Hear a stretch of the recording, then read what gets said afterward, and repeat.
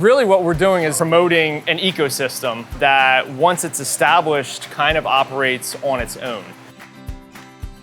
This is the Rowan University Aquaponics and Sustainable Ag Education Center.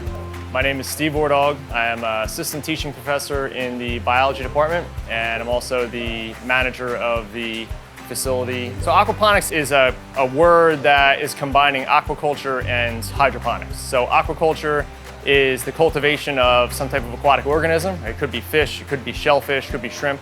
And hydroponics is essentially soilless cultivation of plants.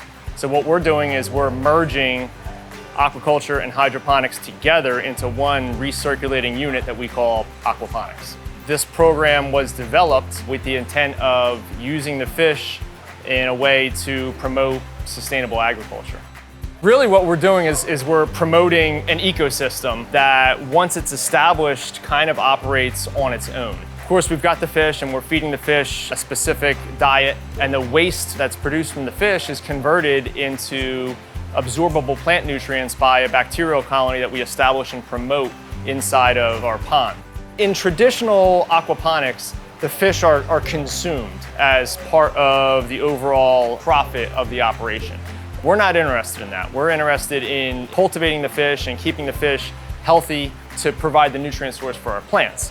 The advantage of largemouth bass and koi is the koi especially are long-lived, right? They can live for decades. We've got multiple tanks in here that have young fish at different stages of development. I've got a tank with 1-year-old fish, I've got a tank with fish that are about 2 months, and I've got a tank with fish that are younger than that. We really do a good job of taking care of the water quality, but koi and largemouth bass as well can handle changes in temperature or swings in nutrient or oxygen levels, so they lend themselves well to a type of operation like this.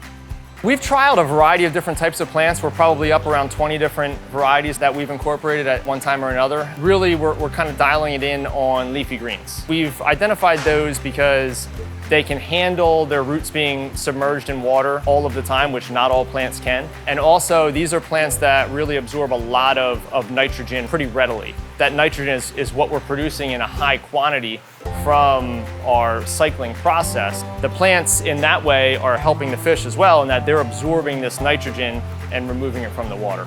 We'll have an operational NFT unit that can produce 1,500 plants in a cycle, each with their self-contained reservoirs and LED lights. So that's really going to expand our capacity. I really look forward to continuing to develop curriculum and classroom experiences throughout the university for students to come out here and have hands-on experience and learn more about it. We've been harvesting once a week, and we've been donating to the shop, the Rowan Food Pantry, once a week. And then ultimately I would love to make some connections with some of the different businesses in the area. I would love to supply some of the places on Main Street with what they're doing for herbs and salads and things like that.